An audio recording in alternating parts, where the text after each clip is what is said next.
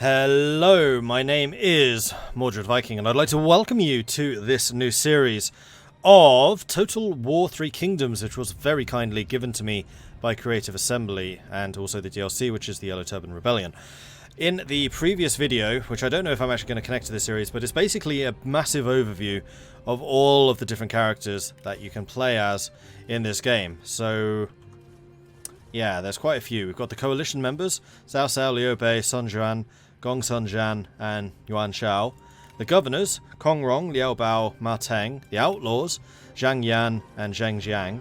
And then the yellow turbans, He Yi, Gong Du, and Huang Shao. In that, I click on each of them, we go through in quite a lot of detail about what each of the characters is about, what their faction specialities and all that stuff. If you want to find that information, then please do go check out the other video, because we are going to jump in. I have decided that I want to play as one of the governors. I know I am probably being stupid. I probably should play as Cao Cao Liu Bei while I'm learning the game.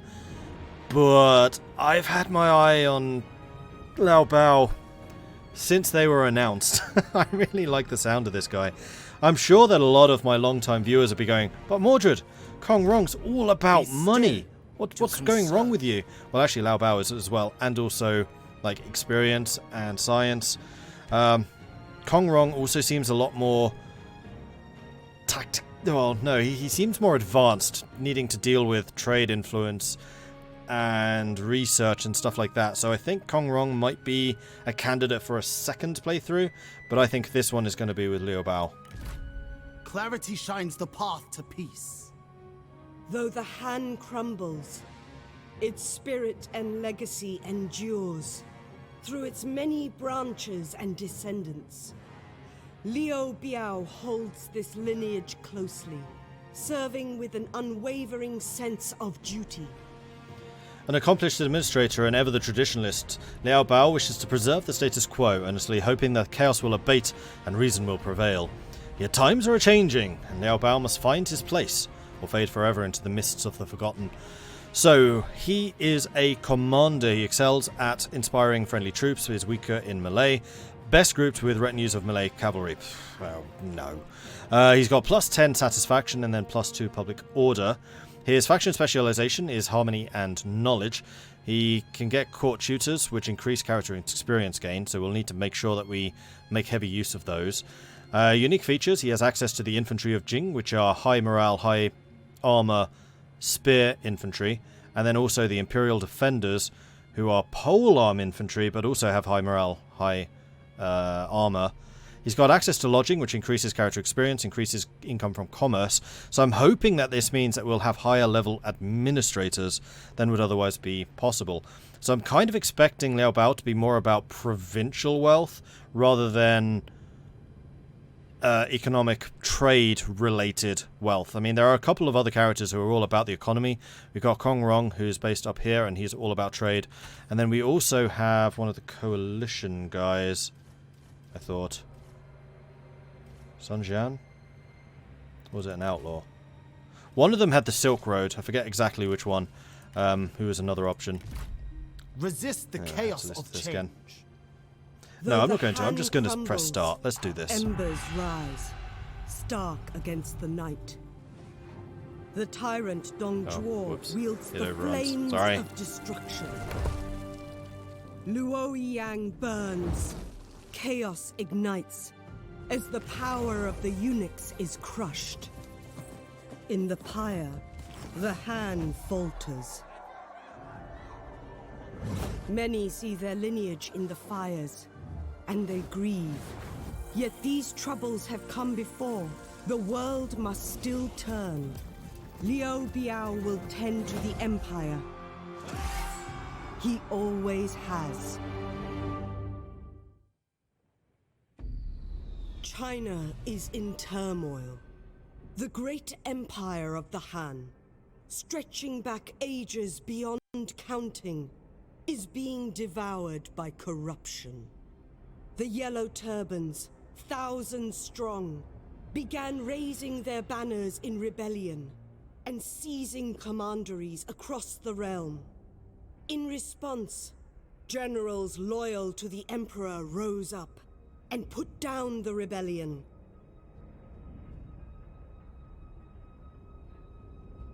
Yet, Alright. despite the victory, the chaos only grew. With the corruption at the very heart of the Empire, the loyal generals stormed the Imperial Palace and killed the 10 eunuchs, the source of China's ills. In the madness, the warlord Dong Zhuo seized the Emperor. With the great warrior Liu Biao at his side, none dared oppose him. Oh, I thought that was going to skip to the next part of the story. Sorry. The capital, my lord. It is in ruins. So Dong Zhuo destroys the seat of the Han. There is no redemption for a tyrant. He absconds to the west, to Chang'an, with the Emperor as his captive. He has my kin hostage. Such vile treachery. They say I lack the vitality of my cousin, Liu Biao, but I have my own talents. War is waged with coin by solid governments. That is my strength. I govern. To the south, Sun Jian hoards the fertile plains, whilst Yuan Shu gathers strength in the north. They are avaricious and unworthy men. They cannot be allowed to grow. The blood of the Han runs in my veins. So long as that is so, I will defend my lineage against all threats. An imperial destiny awaits you, my lord. If you cannot defend the throne, seize it. Establish your power, Lord Liu Biao. You have been an effective governor, but even your territory is not safe from the rising chaos. Dong Zhuo controls your kin, the Emperor, and it is not unthinkable that he will seek to eventually supplant him. You must ensure the Han dynasty survives, yet the ambitious lurk everywhere. Sun Jian and Yuan Shu have long coveted your territory, so you must tend to your own defences before looking to the rest of China's woes. So we need to be wary of Yuan Shu and Sun Jian, and we need to defeat the Yellow Turbans, at least early on. Also, I have to say, I really like the kind of narrative introduction there between the advisor, I assume she is the advisor, and Liu Biao himself. It's kind of cool. Like, it gives you an overview of what's going on, but in a kind of a more story-based system. Liu Biao faces war and does not shirk away. You are renowned for your steady hand and calm administration, yet the menace of the Yellow Turbans now threatens your lands particularly. Conflict should be avoided, but there is no choice. Confront and defeat this insurrection. Engage the enemy army. Left-click on the army, then right-click on the enemy. Okay, so this is where I say I have not played any of this game yet. I have not done any tutorials. I've not done anything like that. Basically, when you load the game up, it says, "Are you familiar with Total War?" Yes. And then it just throws you into this. So I've watched a couple of streams. I've read the dev diaries. I've done that stuff. So I have like a reasonably good idea of what's coming up, but I have not actually touched the game. I've not played anything. So don't expect any expertise just yet. Like an odd familiarity, perhaps, but no expertise. So we need to go and engage the enemy's general in battle, and then we'll have the taste of victory. Plus 30 military supplies faction-wide, and then plus 5 morale faction-wide. Okie dokie. So that's me. That's them. Lead strongly. This is one of your armies, used to attack enemy armies, conquer settlements, and defend your own territories. Guide them well, and China will be yours. Alright, so we have our army divided into 3 sections, and each section is commanded by its own sub-commander. So Liu Biao is the commander of the entire army, that's why he is here in first place. He's got a unit of Saber Militia, 2 units of Saber Militia and 2 units of Archer Militia under his direct command. And then one of the sub-commanders is Liu Qi, who has a zenith, unit as of... does every person. Excuse me. Who has 2 units of mounted Lancer Militia, so he's basically my cavalry commander. And then we have, like, the well-known supporter of his, who I actually completely forgot to hover over and check out, because every character has, like, a couple of notables, and this was ours, which is Huang Zhong. He is our Axe Band commander. He is a sentinel. So Liu Biao is a commander. We have a vanguard in Liu Qi, so he's going to be used for killing enemy commanders, I think. Or was that the champion? And then we have the sentinel, who's just used for like holding their ground. My lord, click on you and find your biography. Your request. Info overlay. To toggle the info overlay, press F1 on the or the I button. The overlay can also be closed by pressing any button on the keyboard. Okay, so this is one of the cool things that they have introduced. Basically, you can press F1 to get rid of it, or you can toggle it on, and it will give you a help screen for each of these sections rather than cluttering the regular tooltips with that kind of information. So if you're ever wondering what on earth are the ancillaries, then you can press F1 and it will give you this overview. So in the ancillaries is like your gear, then we've got our character rank over here. We've got our character name, background, and that type of information about the character himself, like his age. The thing that should be noted about Huang Zhang is he's quite old. We've got the different attributes: expertise, resolve, cunning, instinct, and authority. And I have no idea what these do, so let's take a quick look. Expertise is your general's understanding of craftsmanship and industry. Characters with high expertise are good candidates for building up infrastructure in your commanderies as administrators. They also have a greater evasion and defensive capabilities in battles. Resolve improves the endurance of both your generals and the people. Characters with high resolve are great at boosting population growth in your commanderies when assigned as an administrator. This is especially valuable in commanderies focusing on peasantry income. Cunning is the wise use of strategy and planning. Use characters with high cunning to support longer campaigns in enemy territory or when besieging enemy settlements. They are also more efficient when leading ranged retinues. Instinct is your general's capability as a military commander. Use characters with high instinct to oversee recruitment in your armies. They're also stronger in melee combat, so characters focusing on this type of combat should have high instinct. And then Authorita is your general's ability to lead others on and off the battlefield. Faction leaders and other people in power are more effective when they have a high authority, as they increase satisfaction of all other characters. Their morale bonus on their retinue is beneficial when defending against overwhelming forces. We have a couple of traits: Defiant, Honourable, and Energetic. Character skills, as we level up we get these, and that's all I want to check out for now, I think. Go on. Right, can I get your overview?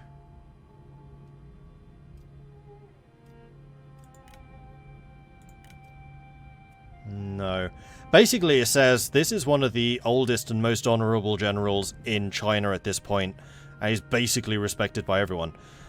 So he's a really good asset for us. So he's Defiant, which gives him +2 expertise, +6 resolve. He has a huge amount of resolve, which is good for a sentinel. And he increases attrition for hostile forces and also increases his morale when defending. He's Honourable, +8 resolve. Like I said, huge amount of resolve, 64 out of 200. Reduced penalty from desire for higher office, so he doesn't mind being passed over for promotion. -10% chance of capturing enemy officers post-battle, which is bad. And then decreases ambition to gain independence as an administrator. And then he's Energetic. +2 expertise, +6 instinct. Instinct being good for close combat battles. And then he also gains +5 campaign movement range.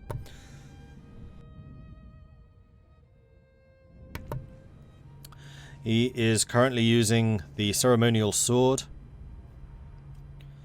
Huang Zhong's armor, +18 expertise, +15 satisfaction, +5% melee attack. In fact, does satisfaction show somewhere?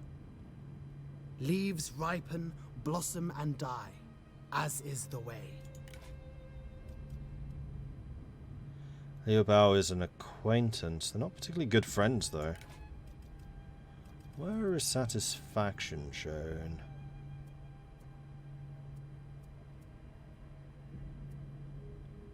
He is my finance advisor. Oh, and also I'll need to remember to move my face.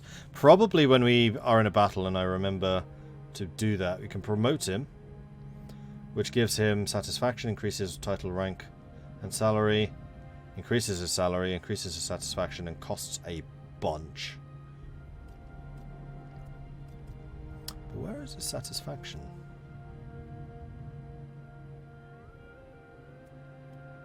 Ah, there it is.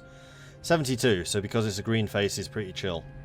Innate satisfaction, personal ancillaries, Promotion in salary, traits from people in power. So plus 10 traits from people in power is from Liu Biao. So that is his like faction ability right there. So high resolve, yeah, kind of bad expertise. No, excellent expertise actually. So the thick line is, so it's the thin line up to 100 and the thick line beyond that. So we get a minus 23% construction cost, plus 37 melee evasion. So he is really good at holding people up. Plus 2,000 population growth, plus 20% general's health. Plus 25% ammo for his retinue. So his retinue is the dudes directly under him. So the fact that we have no archers is probably a good thing, because that's not a huge amount. Instinct, plus 2% melee damage, minus 1 recruitment cost. He's got really bad instinct. And then authority, plus 3 satisfaction, if he's the Prime Minister, heir or faction leader, which he's not. And then plus 6 unit morale for his, again, retinue. We are playing with the romance version, which means that these guys don't have bodyguards. You can also play the historical version of Total War 3 Kingdoms, where they don't fight like heroes a la Total War Warhammer, but rather like generals with general bodyguards, like the older historical Total Wars. So you can play either way. It's totally available. Alright, let's take a look at Liu Biao, because he's the one I should, you know, probably be looking at. Those that serve your cause gain experience over time. Encourage this growth, and guide their development to your advantage.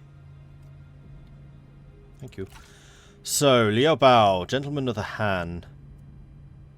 He has 63 expertise. How old are we? 48. Okay. Plus 3 general's health, plus 1 population, cunning, instinct. We have a lot of authority. That's our main advantage, which is good because it gives extra satisfaction faction-wide, plus our plus 10 bonus. So we're going to have extremely loyal underlings, and then plus 11 unit morale. So he's going to be excellent at holding the line, which is why I guess he's in charge of the saber infantry. He is currently using the ceremonial sword. He's got Liu Bao's armor, which gives authority. Kind of a poor armor base. If we click on you again, we can see armor base 32. So yeah, definitely don't want to get him attacked. Plus 30% ranged block chance, so he's good at avoiding and shrugging off arrows. And then minus 15% retinue upkeep. Okay, that's cool. Do we have any followers? We do. We have a scholar, who gives plus 10% faction-wide character experience and cunning. Yeah, we'll take him. And then we have a couple of accessories. We cannot use the bow, currently being used by Huang Zong, who is that guy. We do have the 9 chapters of the mathematical art, which increases cunning, satisfaction, and reserves. That's going to be best for someone who is a commandery administrator. And then he's got the wooden ox, which is resolve and satisfaction. I think we're going to go ahead and grab that.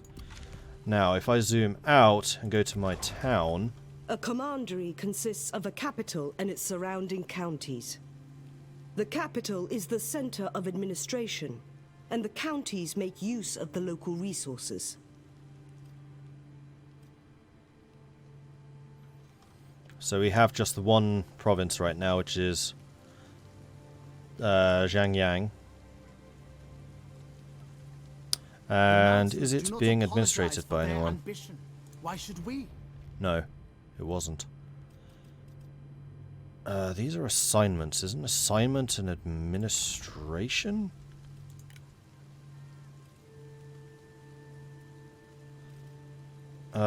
These are buildings that we have here. That's the city itself, which can be upgraded or downgraded between different city types. It is a commandery. Plus 6 public order. Those are just general effects. And then harvest, money, food. So we're actually lacking food. Public order is going to be going down. Population is increasing quite rapidly. And supply reserves. Different rulers have different ranks. We're currently starting as a noble. And as you get different ranks, you get different abilities. Court, diplomacy, reforms, records, and treasury. Reforms is the tech tree, which is kind of interesting. We'll take a closer look at that later.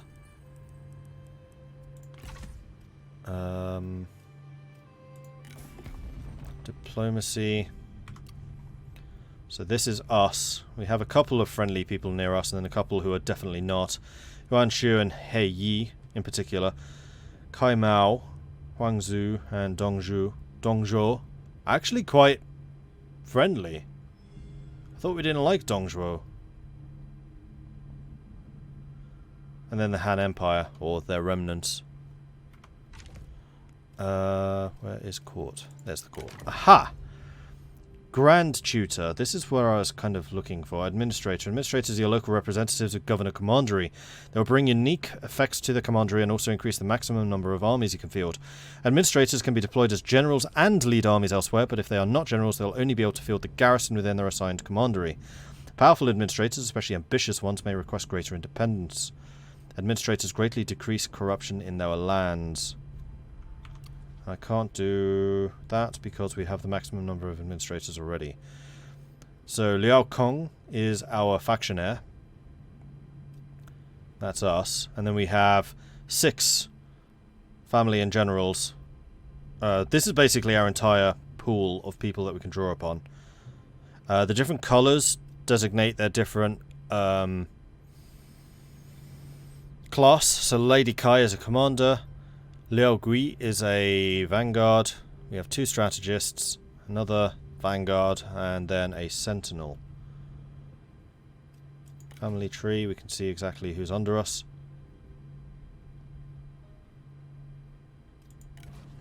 And then our relation to various other characters. Crikey, this is branching out a lot. I was hoping I could assign someone to this city. A warlord must be skilled in politics if their faction is to thrive. Maintain stability amongst your generals and court nobles by keeping them satisfied or banishing dissenters that threaten your rule. So we can have a student. What does...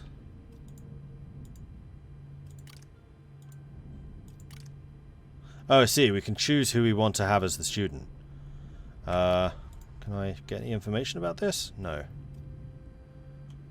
Candidates. These are characters who offer their services to you and may be hired to the faction. If they're not hired in time, they'll move on to seek employment to other factions.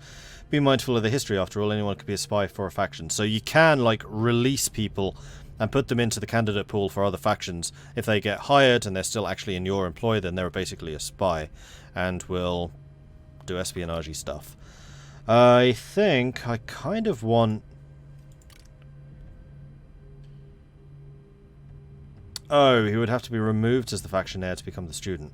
No, we don't want to do that. We could make Lady Kai the student. Or Kai Yu or Liu Qi. Currently, Liu Min, I guess, is too young. Yeah, she's only 6. He is 26, he is 30. So Liu Qi could become the student. No, he couldn't. It would have to be Lady Kai. Can I use Lady Kai for anything else? Probably.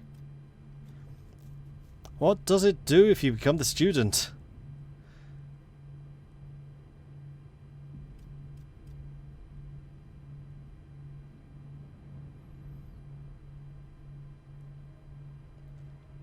I think these are my special court tutor ranks.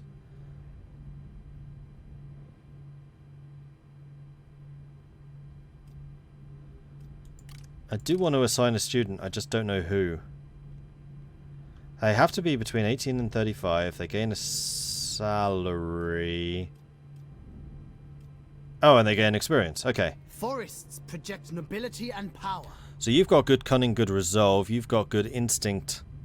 That's about it. Are either of you actually in use anywhere?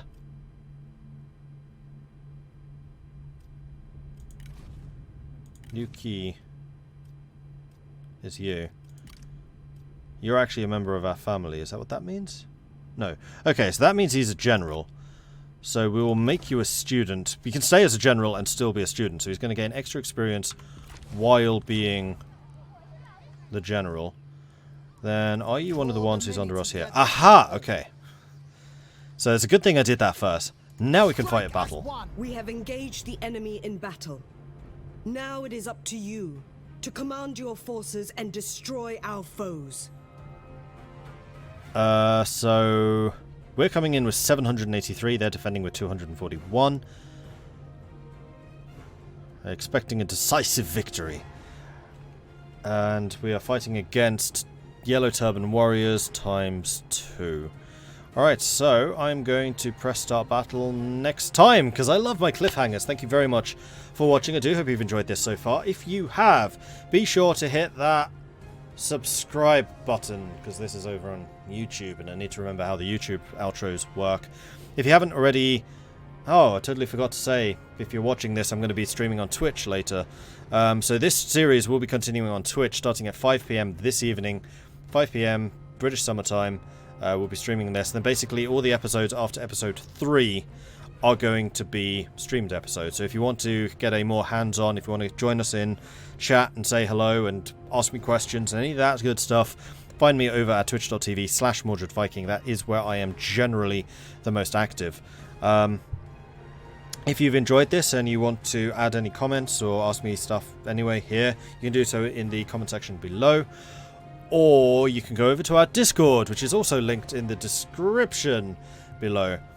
I have a Patreon. If you want to support the channel financially, you can find that at patreon.com/Mordred Viking. Or also, you know, links. I put everything down there. Thanks everyone for watching. I'll catch you guys next time. Bye.